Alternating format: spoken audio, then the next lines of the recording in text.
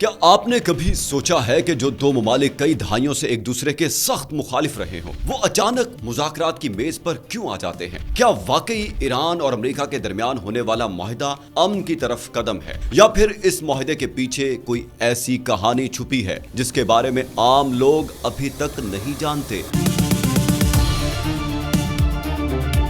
और सबसे बड़ा सवाल, अगर सब कुछ ठीक हो गया है तो दुनिया भर के तज्जियाकार अब भी इतने परेशान क्यों हैं? आज की वीडियो में हम सिर्फ खबर नहीं देखेंगे, बल्कि इस खबर के पीछे छुपी पूरी कहानी समझने की कोशिश करेंगे। कहानी कहां से शुरू हुई? इस कहानी को समझने के लिए हमें चंद दिन या चंद माह नहीं बल्कि कई साल पीछे जाना होगा। ईरान और अमेरिका के ताल्लुकात आज के नहीं हैं। दोनों ममालिक के दरमियान कशीदगी, पाबंदियां, धमकियां और सियासी जंग कई दहाइयों से जारी है।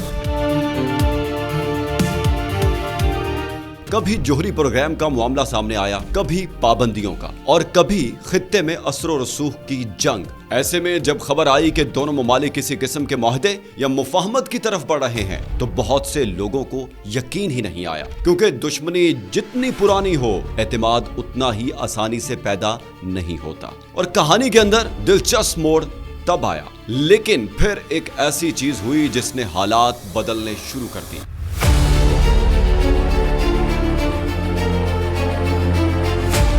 दोनों तरफ से ऐसे इशारे मिलने लगे कि शायद मुसलसल कशीदगी अब किसी के मफाद में नहीं रही। मशहद दबाव में थी, इलाकाई सूरत हाल गैर यकीनी थी, और दुनिया भी एक नए बहरान की मुतहम्मिल नहीं हो सकती थी। यहीं से पसे पर्दा राब्तों का सिलसिला शुरू हुआ।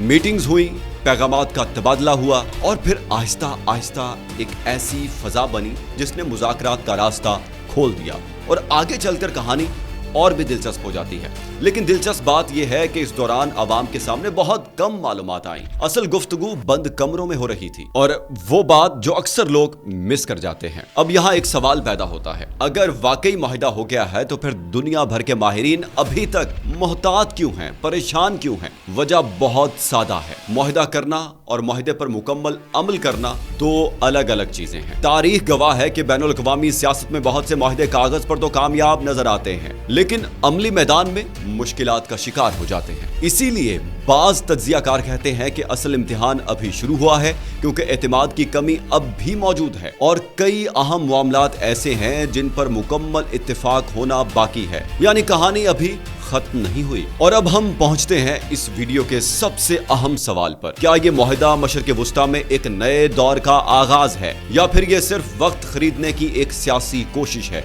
इस सवाल का जवाब शायद आज किसी के पास नहीं है, लेकिन एक बात जरूर वाज़ेह है, दुनिया की नजरें अब अगले चंद हफ्तों और महीनों पर हैं, क्योंकि आने वाले फैसले सिर्फ ईरान और अमेरिका ही नहीं बल्कि पूरे खित्ते के मुस्तकबिल पर असर डाल सकते हैं। और शायद यही वजह है कि इस मुआहिदे को बाज लोग अमन की उम्मीद कहते हैं, और बाज लोग एक बड़ी कहानी का पहला बाब। आपका क्या ख्याल है? क्या ये वाकई अमन की तरफ कदम है, या अभी असल खेल बाकी है? अपनी राय कमेंट सेक्शन में जरूर दीजिएगा, और हमारे इस चैनल को फॉलो भी कर दें, सब्सक्राइब भी कर दें और लाइक भी कर दें। अगर आपको वीडियो पसंद आई है तो अपने दोस्तों के साथ शेयर भी कर दें।